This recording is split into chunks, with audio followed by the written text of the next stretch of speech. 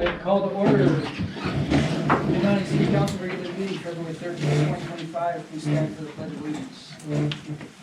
Pledge allegiance to the flag, United States of America, and to the republic for which it stands, one nation, under God, indivisible, with liberty and justice for all.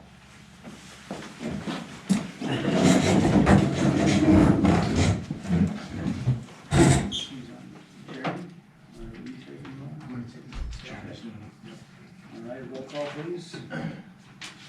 Alright, give me a minute, I'm a little new at this, guys. I'm coming with a sheet that Nick just gave me. There it is. Man, here we go. Alright, bear with me. Alright, Becker. Howard. Yep. Louie. Here. Kangas. Here. Yates. Here, Navati, did I say that right? Ganavati, here. And Mayor Ilmanen. Present. Alright. All right, number 4, approval of the agenda. Can we get a motion to approve the agenda, please? All right. Councilmember Floyd. Second. Dave seconds. All in favor? Aye. Number 5, public comment. Public comment, 3 minutes, please. Stand at the podium, name, address, and 3 minutes is yours.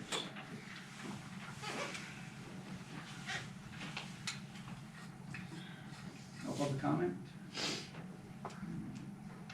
All right, closing public comment. Number 6, unfinished business, I see none. Number 7, new business. 7.1, ethics ordinance, first reading. Background, sir. Oh, you can do the background too? Alright. I'm really having to earn my money tonight. Hang on, alright. This is attached, you have your ethics ordinance for review. A public hearing and a second reading is necessary, and it'll be set for a regular meeting if the first reading is approved in March. Just if I may, further, Your Honor? Sir. This is a draft ethics ordinance. The idea behind the ordinance is to ensure that the council is not having conflicts of interest essentially while they're sitting on the board. A conflict of interest would be primarily a situation where you would have a financial stake in the outcome of a vote that you'd be sitting on. That's primarily the thrust of this ordinance. This is certainly, nothing in here is set in stone. This is a first reading. If you guys say we're not interested in this at all, we scrap the whole thing. If you say I don't like this provision, I don't like that provision, I want to see more here, I want to see less here, then we go back and we make changes. This really is a draft that Nate and I, Nate kind of weighed in on it already after I put it together. But it's something that a lot of communities have now started adopting. And it's something that we thought you guys might want to consider because we've heard the community over the last couple of years say, you know what, we'd like some accountability, we would like some more idea with what's going on, some more transparency. Again, I think this is a very transparent community. I think this is a very transparent board. But it's just something for you guys to consider. It's something that, again, a lot of communities are doing, and the model for this ordinance came from the Michigan kind of model ordinance for ethics. So I didn't make it out of whole cloth, for what it's worth. So with that, Mayor, I certainly turn it back over. All right, well, first we get a motion on the floor regarding this ordinance. I'll make a motion to approve the first reading. Okay, Yeah. and set a public hearing for, And to set a public hearing for the March regular meeting. very good. Support. Tracy supports. All in favor? Aye. Aye. Against? Me.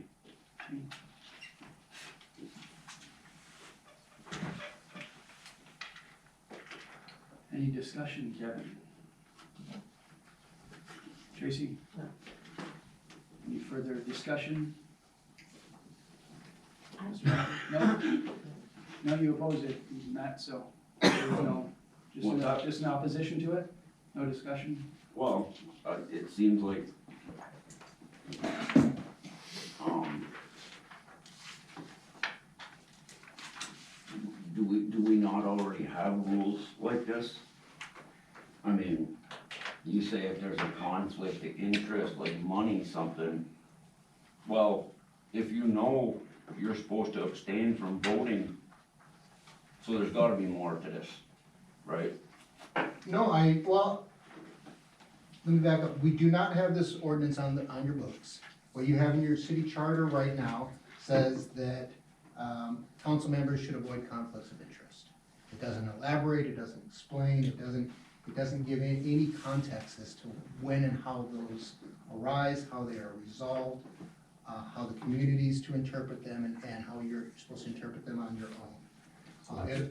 So it's just wallpaper on the wall, pretty much. Well, I mean, to Mr. Howard's point, you're never supposed to act on a conflict of interest. You're never supposed to, whether you're sitting in this chair, whether you're sitting in those chairs, whether you're sitting in any chairs. But that requires, one, understanding of what that means, and it requires two, for anybody with the conflict to raise it, even if maybe they don't wanna raise it, because maybe it's their mother-in-law that's, here, asking for something, and maybe they don't want people to know that it's their mother-in-law or something. The circumstances are very varied. I've gone to lots and lots of meetings where conflicts have come up, and everybody looks to me and says, well, is this a conflict or not?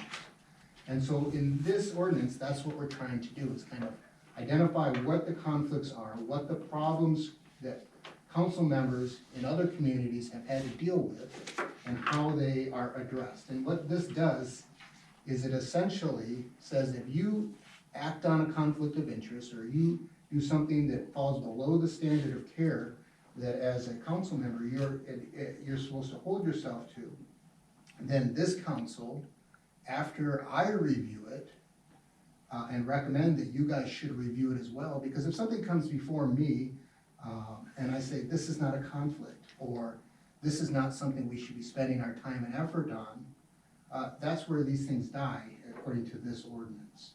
And so I'm kind of like the first layer of protection for you guys, candidly, to ensure that you're not hauled before this body for something that really probably shouldn't occur. And so if I say, yeah, we've got a real problem here, the mayor just voted on something, Mayor, I use this just as an example, this of course doesn't happen, but Mayor just voted on something that if you guys pass, he's gonna make $10 million on. He should not have voted on that, and we should discuss that. And that would give you guys the opportunity then to discuss that amongst yourselves, because right now you can't really do that under your city charter. And so it gives you the opportunity to do that. It also gives us, as a community, more teeth to holding people accountable, because it does criminalize that behavior. And we can't hold anybody criminally responsible on this board. That has to be through a court system. We don't have that power. And so if that were to occur, we would have to submit it to the prosecutor's office for review, and it would be their decision and the judge's decision later on as to whether that should be sanctioned. The penalty is $500 for a violation. We can't issue that as a community against one of our own. All we can do is say, you've violated the ordinance, and here are the options we have for doing that. But we can't put somebody in jail, for instance, if they were to violate this. And I don't assume that we'll hardly ever have to use this. I mean, that's the idea, is to never, ever, ever have to look at this ordinance. But we don't have it. Lots of communities have been passing these because they believe that this is what the public wants. They want accountability for their elected officers. And so we brought it before you guys. If this is not what you want, it's up to you. Because again, you guys are the ones who are voting on holding yourselves accountable to this ordinance. So I get it, that it's an awkward situation to kind of be in, because you're policing yourselves. It's the same with lawyers, you know, all the rules that police lawyers are written by the lawyers. The lawyers police the lawyers, and sometimes people don't like that, because it feels sometimes like they're not playing by the same rules everyone else does. And so it gives you the power to kind of police each other. I don't like to use that term, because that's not really what it is, but it's the best term that I can come up with right now. Again, if this isn't something you guys are interested in, we'll throw it in the garbage and we'll start over. Well, so, be transparent, as we're saying, I did make a mistake there, we already did vote on it. Well, you voted on having a first At reading. first reading. But I mean, this And is then- not, And then I opened up. you haven't conversation passed now. this, you have to have a first reading and a second reading and vote on it in order to pass it into an effective ordinance, and then it has to get published for review from the community. And this is the time the community also has to weigh in on this. So I wouldn't anticipate you would do anything other than ask some questions tonight. Take it home if you haven't read it, reread it, think about it, and maybe come back at the next meeting and say, hey, I like this section, I didn't understand this section, I don't like this at all, this isn't something we should be doing, or let's go further, whatever it might be. And I encourage you to look at other communities that have done this recently, and I've got a whole list of them if you guys want to take a look at some other ordinances. But again, it's to encourage transparency within the community. And It's as just in the simple as that. beginning, when I see on the beginning page, since that's for, obviously, we just said for elected, appointed officials, city of Nagano, this has nothing to do with employees, Right. whatever, nothing, that's And the totally reason- separate, yeah, it's. The reason let's that's make that not in clear. here, the reason the employees aren't in here, the reason Nate isn't in here is because they are employees of the city. You guys are employees, but you're elected employees, and so you're kind of in this separate category.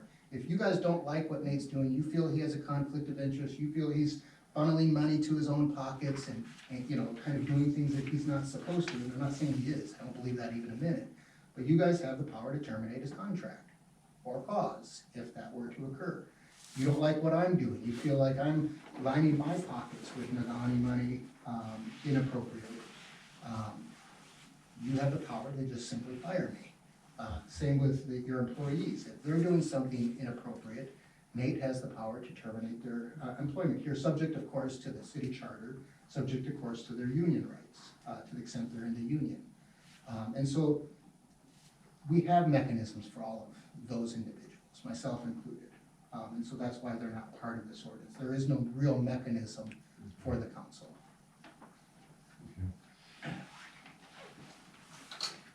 So with that, we've actually already voted, right? So I mean, well, yeah, should we go back and do that again? No? I don't think you need to, unless there's, you know, somebody, but I would hold some more conversation on it if there is additional Okay. conversation, discussion. So we're not allowed to ask questions now? It's up to the mayor if he'll entertain questions, and I suggest you. Yeah, I think we should have discussion. That was my mistake. It's okay. I went too quick for it, so let's have a discussion. Okay. Well, I did read through, and of course, you know, I'm not a lawyer or a legal student, so there's a lot of stuff that I don't completely understand. So I was looking through, and there's some things like, what would be the definition of private interest? I know financial, but what other than financial would be considered a private interest in reference to 3B on page 6.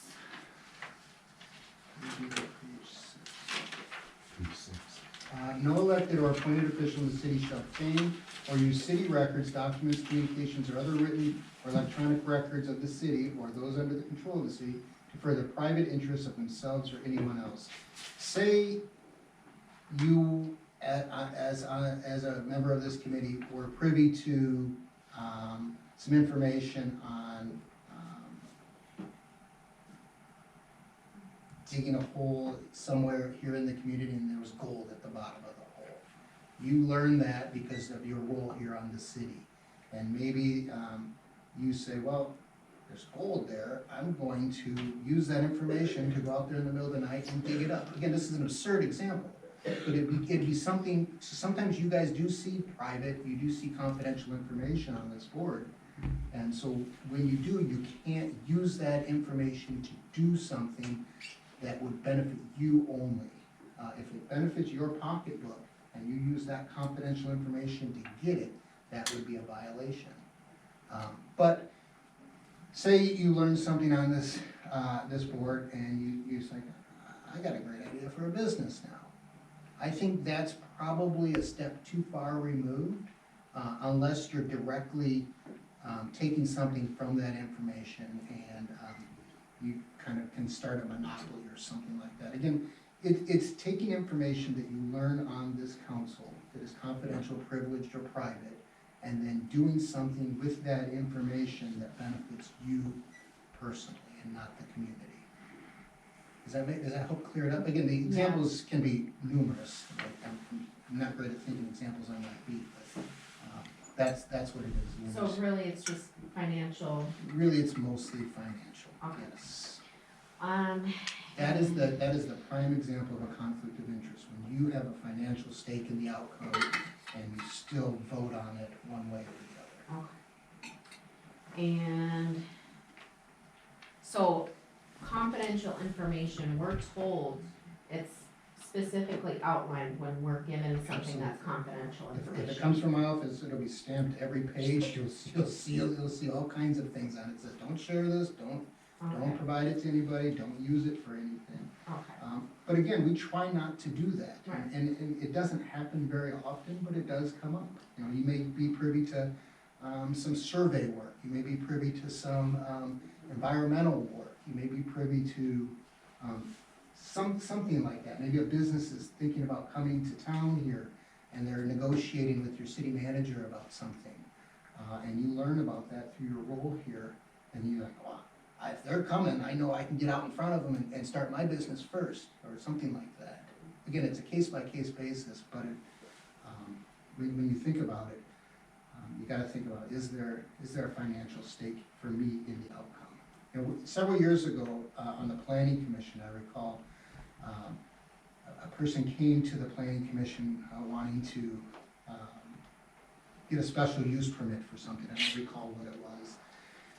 And it was a contentious issue for several of the neighbors.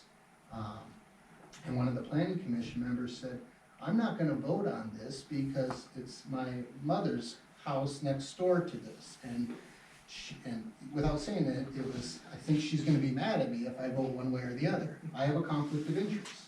And I advise this person, you don't have a conflict of interest. It's uncomfortable. Your mother may not be happy with whatever decision you make, but that doesn't make it a conflict of interest. That's your job here, is to vote on these hard issues like this. You don't have a financial stake in it, your mother's not gonna pay you money to vote one way or the other, of course, so, you know, it's not a conflict, but it was uncomfortable for that member. But, you know, that's the kind of stuff that I typically see, is not a conflict. Most people think things are more conflicts than they actually are. Generally, it's because there's a personal, you know, relationship involved. which is hard to get away from. In a small community, it's small very hard. community, especially if you grew up here. Right, but you guys, you know, Friends have and all, relatives everywhere. you've all signed up for this job, and so sometimes you will see your friends and relatives come before you. Your neighbors, you know, maybe somebody you didn't like from high school, whatever it is. But you gotta put all that aside and do what's right for the community when you vote. Another question I had was, number 4 here, the full disclosure. What would be I was gonna ask for an example of that. Sorry, what page are you? On page 7, full disclosure. Okay. So full disclosure, just for my own benefit, is no elected or appointed official of the city shall participate as an agent or representative of the city in approving or disapproving, voting, abstaining from voting, recommending, or otherwise acting upon any matter in which he or she has a direct or indirect interest without disclosing the full nature and extent of that interest. Before you tonight, we have a proposition that we're going to redo all the siding, or redo all the sidewalks on Iron Street. Of course, we're not gonna do that, we've already done that. And someone owns a stake in the concrete company that is gonna pour the new sidewalk. Okay. And you're gonna make a bunch of money if that company gets hired, and you vote to hire that company, you gotta disclose, hey, I actually own a little portion of that, and I'm gonna benefit from it. And you abstain from it. Then you abstain, right? And so if you don't disclose it, that's when you get in trouble. It does put an additional burden on you guys. It really does, having an ordinance that applies to the sitting members and the potential members of this body. And again, lots of people don't like to, they don't like to have, vote on rules that apply to them. I mean, I get it. That's why I gave the example of the lawyers having to police the lawyers. It's really not something lawyers like do, well, I think some of them do, but, it's something that needs to get done, because who else will do it, Yeah. is the issue. Who else has the power and the knowledge to do it? So, like, you know, for example, I own a dog grooming business. I've moved my business to Ishpeming. However, like, you know, if I were still in Agani and somebody wanted to open a dog park, which would benefit me greatly, Oh, sure. that would be a conflict of interest for me. Again, I don't see that as a conflict, but it's something that I would suggest you disclose. Hey, I own this business, you guys all know I own this business, but if we have more dogs participating in outdoor activities here, it might help my business. But it might help your business is the key. It might not. Maybe it doesn't change a thing with your business. There's no direct financial stake in a dog park because you don't know, it's too speculative. You don't know if those people are gonna come. Now, if it were a little different, before us is a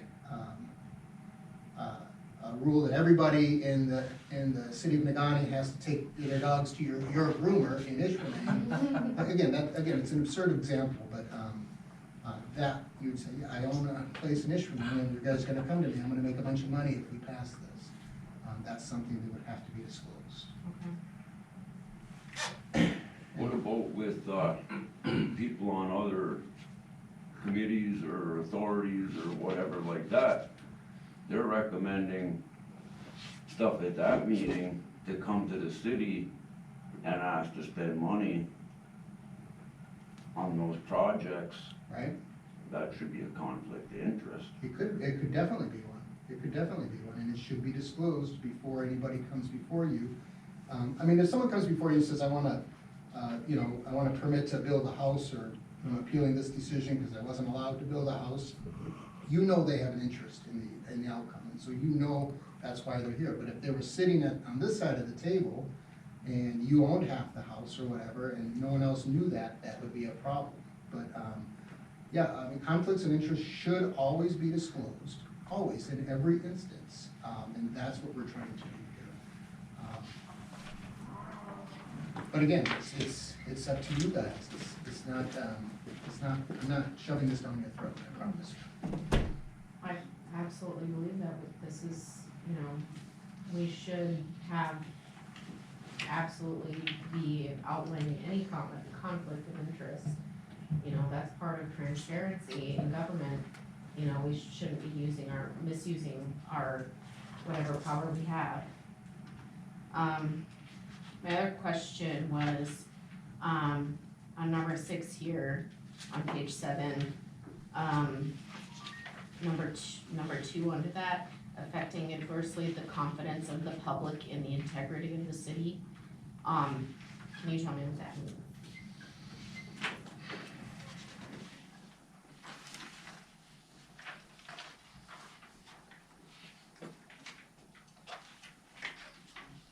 This city is going to hell. Everybody needs to leave now because we're gonna be a disaster the next year here. That would be, I think, because of your role in this council, you guys are kind of the elders of the, I think elders isn't the right word, but You guys are the leaders of the community. If you start telling the community that things are terrible here and that everything's going to hell, you're gonna undermine the confidence of your community. You're gonna undermine the confidence of your citizens, of your visitors, of your business. We don't have to tell them, they know. They know. Well, but I mean, I guess that's kind of to the point is, you don't want to undermine your community, and push people out. And say, you know, it's all going south on us, and, you guys should leave now before the door hits you on the way out. So Again, it's especially kind be of- careful of what we say online. Well, I mean, that's kind of the idea, It's a big is thing. be careful what you're saying. Again, you guys are the community leaders, and people look to you for encouragement, they look to you for support, they look to you for confidence that if I invest in this community, if I move to this community, if I live in this community, that it's the right decision. And if you start saying to everybody how bad it is here, you know, you're gonna drive away investment, you're gonna drive away the members who want, the community members who want to live here. You're gonna kind of start that cycle, and that's not really what, well, I shouldn't say should be doing, because that's not really my role to weigh in on that. But that's kind of what it is. But it has to be egregious. I mean, if it's your opinion that Nagani's going down the tubes and you're here on this board to help right the ship, that's not a violation. That's absolutely not a violation. It's when you're saying things like,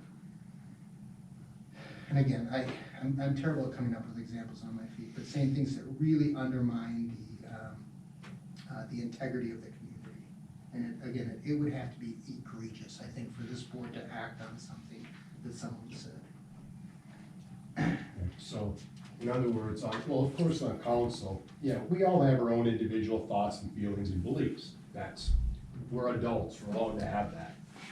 But when you have, like, say, come across the vote, and if an agenda item passes, you still may individually disagree with that, but then to leave a meeting, like, say, for me, leave a meeting because I said there's a poisonous purple elephants flying over Teal Lake. Right. It's like, no, there's red poisonous purple elephants flying over Teal Lake.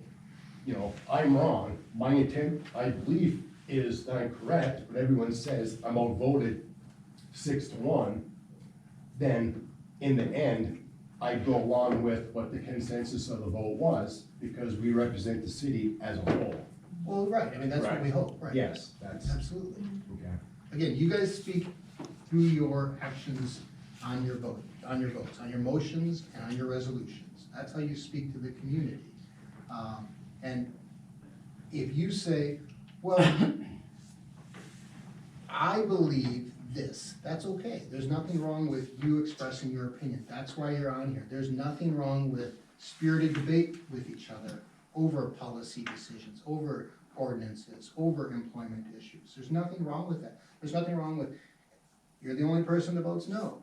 There's nothing wrong with that. You are absolutely entitled, and I encourage that. That's how good decisions are made, through the debate and through the exchange of ideas. And you guys aren't always going to agree on everything. That's not what this is addressing. This is addressing when you say something that is inaccurate, incomplete, or omits certain information that causes people to not believe in the integrity of your government and of your community. It's a very high bar to jump over, and honestly, I haven't seen it, but if it were to occur, we would bring it up. Didn't we start with, this is like, no voting on financial interests that benefit you, and now we're Well, Mr. Howard, if you look, it's other prohibited conduct. putting legs on this thing all over the place. Well, if we wanna take some of those legs away, that's what this session is for. It's really to take this ordinance and turn it into something that you guys are all comfortable with. And if that's not something you're comfortable with, well, I get it, that's your feeling on this ordinance. And that's absolutely okay. I don't have a problem with anybody saying, you know, we don't want this in our community. Well, in my opinion, I think we need to be held accountable. So, and then the other one engaging in employment or rendering services that are incompatible or in conflict with the discharge of his or her official duties. Is that kind of going back to conflict of interest as well? Absolutely, conflict would fall under that, as would,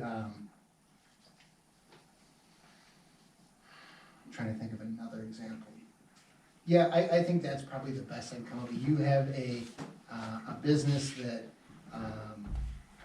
is designed to, I don't wanna get too out there, but is designed to undermine the faith in communities. That's your business, and you make a lot of money at doing it. And you come here and you're like, I can really screw things up in Nagani, and make a bunch of money doing it. Again, it's kind of a silly example, but the idea is to not derive personal gain from the votes that you make on this council. And to disclose things that may not necessarily be an actual conflict, but could raise the specter of one. We see that a lot. Well, so-and-so lives next door to that place, and so he shouldn't be voting on it, or, well, no, I'm letting you know that I don't have a financial stake in this, and I can be fair and unbiased in my decision. That's good enough. Okay. You got other questions? I can Yeah, help with? I'm sorry. No, I please. just wanna make sure I really fully understand it. So, further down, acting on behalf of the city or behalf of the city council when authority has not been specifically given. Can you give an example of that?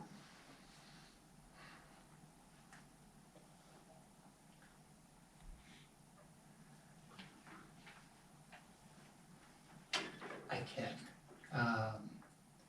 You leave this meeting here and you say to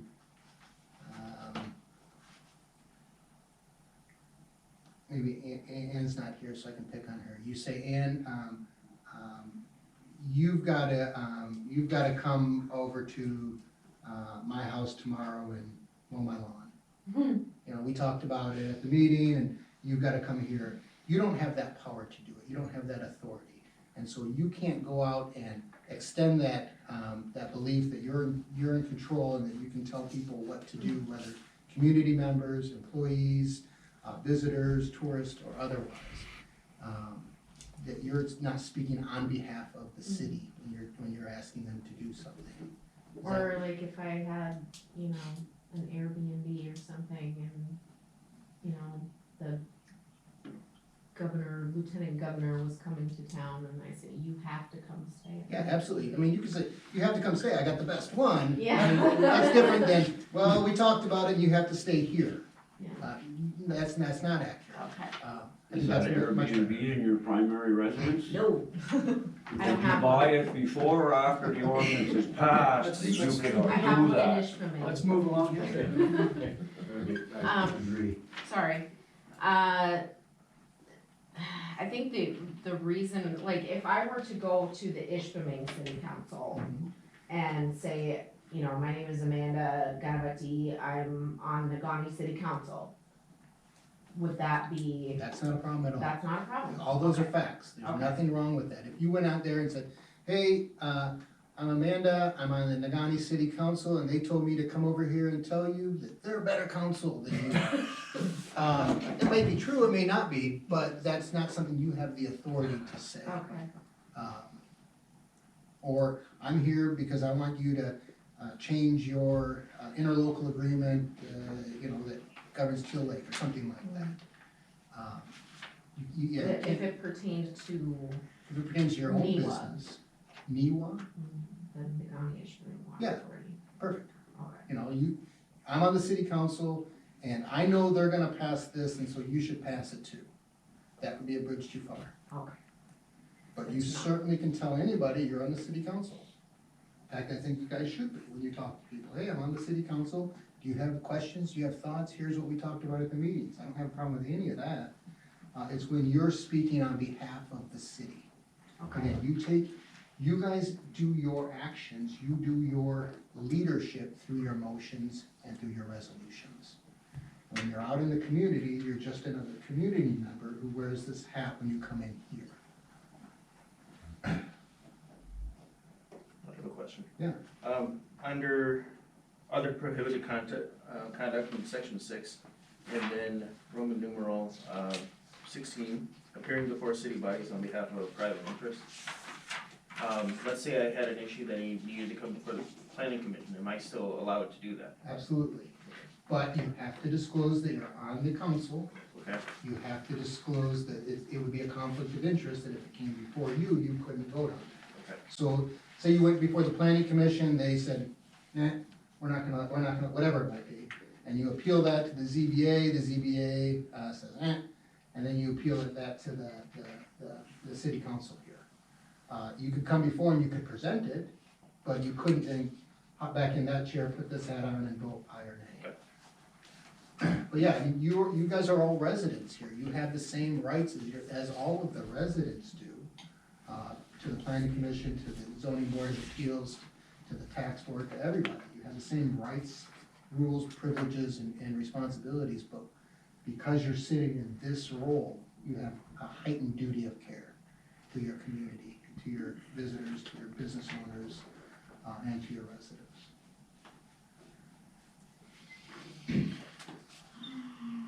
Okay, well, Lucy, I like it because it's got different hats here we could throw it on, throw on different items here. But the bottom line is, it's transparency to the public, and for which the public, and it's that $15 word lately is transparency, so we're offering that, so I guess the way I say, welcome. And as I say with any ordinance that we bring before you, if it turns out this isn't, you guys, for instance, pass this, or pass a version of this, and it turns out it's just not working for you. There's too many wiggle room words in here, you don't like how it's being enforced or not being enforced for that matter, you can always revisit every ordinance within the community. And I encourage you often to read your ordinances and say, hey, this has been on the books for 15 years, 20 years, 30, whatever it's been. It's not really doing what it should be, or we can massage it.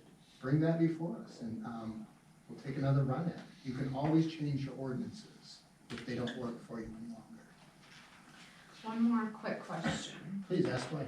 Who is the controlling authority for, like, for us, city council? and Well, mayor? as it's drafted right now, say, a community member or one of you brings up an issue, an employee brings up an issue, it first goes to Nate and I. Nate and I take a look at it, we review it, we say, this needs to get elevated up to the next level. The next level is you guys. And then you guys would then listen to that issue and make a determination as to what you think is appropriate. But we take a first look at it, and primarily to ensure that things don't come before this board that maybe don't need to.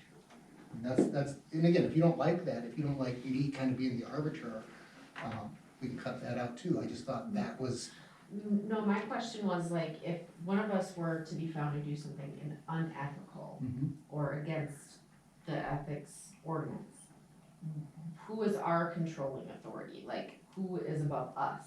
nobody. Nobody's above you. And so if you guys vote that, you listen to it, somebody did something wrong, you guys vote, yeah, this isn't bad enough to make a big deal out of, we're just gonna vote no on it. The only other way anything else can happen is that gets submitted to the prosecutor's office for review. I mean, but that happens now too. I mean, so don't forget that's a potential now. Sometimes community leaders get themselves in trouble. Like we saw the mayor of New York, for instance, got indicted. It happens sometimes when people do things that aren't less than correct. So there is another body that does oversee you guys, and the governor's office does oversee you guys. That's what your city charter has, but that's the only mechanism in your city charter right now for kind of overseeing a council member. And it's very, very difficult to get something in front of the governor. Doesn't matter how egregious or how minuscule it is or how important it is to the community, the governor's office only has so much time and resources. And so this is kind of a different avenue to police yourself beyond the governor's office or beyond the prosecutor's office. It's maybe a step down. Just kind of keep it more, as you say, all government is local. So Yeah, keeping it local, basis. you got it. Wouldn't, citizens have the power to Recall, recall? always, Okay. or vote somebody out of office at the next election. Okay, with that This being is just, said, what, if I can do one more Yes, thing, sir. this also applies, as it's written now, to candidates for these offices. So if someone's a candidate and they're running for office in one of these seats here, they have to also adhere to this. For what it's worth. all right, with that being said, we will see this as public hearing and second reading in March regular meeting. We have voted, so we can move on from this one. Read up on it, study it, ask questions if you have to, and then we will re-engage this next month and make a decision, and make amendments, and vote on that. Moving on. 7.2, DDA appointment. All right, the following boards are appointments made by the council. DDA, one application was received by Mike Rydnor. I don't know if I said Mike's last name quite right, but Mike Rydnor. So you have one application for that opening. Might entertain a motion. I'll make a motion, All right, Dave, like to be, appointed to the, DDA. all right. Second, Support. all right, Tracy for support. Any discussion, Dave?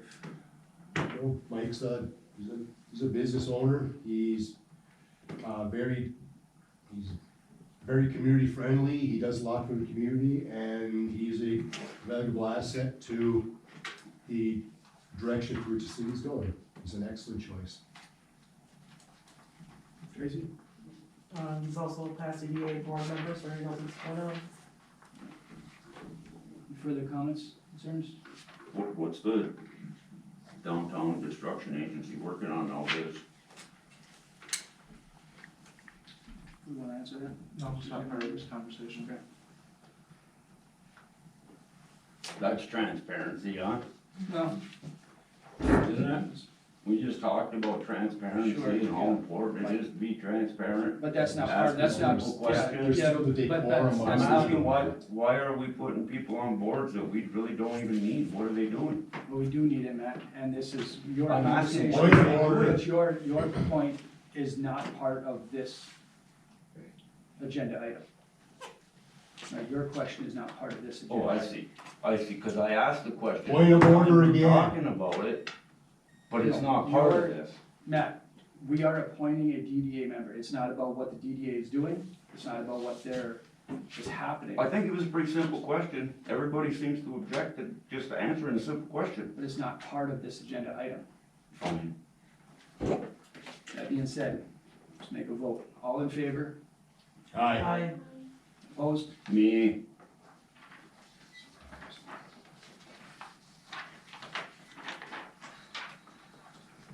All right, number 8, consent agenda. 8.1, minutes, January 16, 2025, regular minutes. 8.2, claims and accounts. 8.3, revenue expenditure trial balance reports. The motion? Make a motion to accept the consent agenda as read. Dave? Support. Tracy, supports. All in favor? aye. Motion passes. All right, number 9, back to public comment, 3 minutes. Stand up to the podium, name, address. 3 minutes on the floor is yours. Seeing no public comment, closing public comment. Number 10, council comment. Do you have anybody like to make a council comment this evening? Dave, yes, please. Okay, a few things. One, he was, I think, trying to confirm with Brian the actual date of it, but the Rock Street fire. You know, Rock Street is just one street up from where I live. I got a picture from, my wife sends me a picture on her phone. Garage, the door open. I'm like, why is she sending me a picture of the garage door open? But then I look closer, I'm like, holy crap, there's flames coming from the house on Rock Street. Now, mind you, this is on a day that it was below 0 temperatures. So I got home from work, I kind of made my way up to Rock Street, slipping and sliding my way up there. And I see the firefighters, and it's hard to recognize everyone because everyone's covered with ice. And I don't want to point out specific people, but because one is here in this room, Ryan Downing, and also Brian Curran. I talked to them both, I kind of slapped him on his shoulder, and as I did that, the ice chunks just kind of fell off him. So I'm like, oh, I feel for you guys. But it's, so I was just amazed. So then I worked my way back down to my house, but I didn't know that twice more that night, they responded back to this fire because it kept coming back up. And my neighbor, Eric Pellman, says that, you didn't get out of there till about 3 or 4 in the morning, Brian, something like that? It was, Yeah. an Wait. outrageous number like that, but, I don't know, but just to see them do that, and just to me, it's as simple as this, they're heroes in my book. To do that service in that miserable weather, knowing that it's colder than hell, you're gonna get covered with ice, you're gonna be probably cold for the next month and a half, but just for them to do that, that just shows that this is more than just maybe a payment stipend or whatever it may be. This is called love for community. And for them to do this, that's amazing. And to see that just makes you just feel that much more comfortable and proud to know I'm living in a community for which has volunteers or not civil employees, but you know where I'm going with this. To willing to put themselves out there like that is just amazing. So, but it would also be very wrong for me to just, I also gotta include that there's also neighboring communities in there. Ishpeming was there, Medani Township was there, from what I could see. So the other agencies helped out. So that showed me also, and make a short story long, just proves that we may be living in different communities, but our bond is concern for one another. So that's nice to see. And one more, Nikki Lunta. Okay, looks like a good time was held by all, and it was nice to see that Meyer State Games had their opening ceremonies up at the band shell, and the mayor carried the torch down by the rail jam, lit the cauldron down there. Rail jam was awesome, and looks like the businesses were busy throughout the evening. They had extended business hours, and all I saw was people in the businesses. It was hard to get in the door.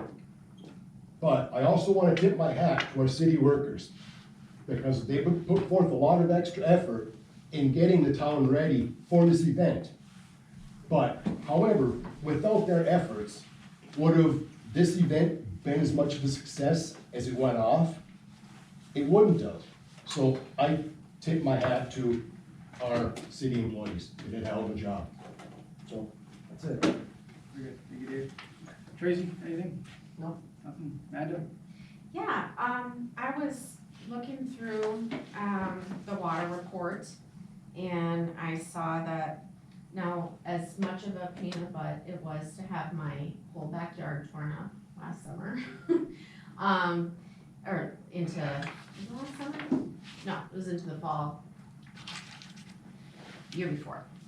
I saw that the water loss went down significantly after, like, by half, more than half in some cases for, the water loss for the community, which it should definitely save us some money, right? So that's awesome. And, yeah, I think Uinta was great. I think that it's been great having it downtown and to benefit our businesses. And it looked great. I was ill, so I was not able to attend, but from what I could see from my house, it looked pretty hopping down there, so. Very good. Matt, what you got? Well, I'm still surprised nobody said nothing about the trees at the cemetery. That's kind of amazing. I don't know how many people took the time to look into it, but I know I found out some interesting stuff. And then we talk about transparency, but somebody asks a simple question and you can't get answers most of the time. I ain't gonna get into all of it. I don't know how many of the rest of you call City Hall regular, but seems like some people just ain't around when they're supposed to be. So, that's it. Thank you, Kevin. Nothing from me tonight. Nothing from you. I guess one thing I wanna talk about is Higgalunta. Dave, Mandy, you guys both touched on it. But for me, what I saw, I mean, I got to experience everything from Friday night until, eating a pasty on Sunday. More so unwilling, but I still ate a pasty. Good effort. But what I don't think anybody actually noticed, I think I said that wrong. Who I don't think understands is noticed the most is Nate.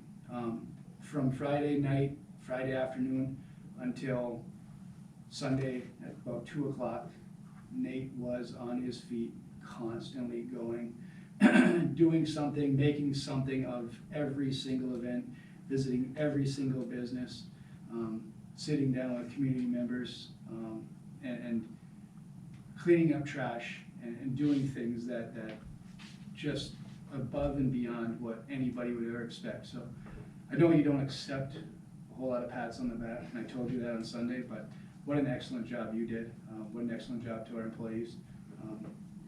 Let them know, let our DPW know, let them, everybody know, the police officers, the firefighters, everybody that was around doing everything they could to make that event successful. It's only getting better. I think you have great ideas for next year and years to come. So hats off to you. What an excellent event you put on this past weekend. So thank everybody that was involved, because that was, I had a wonderful time. My family had a wonderful time, and seemed like a very successful time for everybody. With that being said, that's all I have. Mr. City Manager, what do you have? Well, Mr. Mayor, thank you for the kind words. I just have a few things for this evening. Just a note, there was a question about, is there a process or application or policy with the poverty exempt motion that you made last month? This document right here is that. Kind of gives you an idea of what would have to be turned in for that. And then they go through that thoroughly and review that from the county level to the board. Higgalunta is the last thing I have. So thank you for those kind words, and thank you for everyone who did attend, was able to attend. I know there was some folks that were sick, and there's a lot of things going on. Carnival over in Houghton, a couple basketball games and some other things going on. It was a very successful event. Businesses were very busy. The street was very busy. It was our first time doing this with Meyer State Games. We will be having a debriefing with them, and as always, a debriefing with all our organizations that work with us to have events for their business or their organization. And we learn from that every year. And our goal is to improve upon that, make it easier for staff to make Higgalunta happen, and also to improve the guest experience for Higgalunta so people continue to come back year after year. It's a brand, and we're building a great brand. The DDA takes on events that we want to be successful. Again, this was a success. Some things to point out, just to show how successful it was. We were back to our numbers with our partner, the South Shore Fishing Association. They had 300, I believe, the first year we did Higgalunta as DDA, and they had 300 people out on that ice that are registered, participated in their event this year. Of course, as we move forward, our goal is to improve upon the Heike Lunta event, so I'll be working with some more, some interested members of the community who want to see that happen, improve upon it and bring other things to the community. But overall, I think Heike Lunta for 2026 will be a exceptional event as always. That's all I have for this evening, Mr. Mayor. Thank you. Mr. City Attorney. Nope, happy Valentine's Day, everybody, tomorrow. Thanks very much. All right, that, motion for adjournment, please. Motion. Second. All in favor? Aye.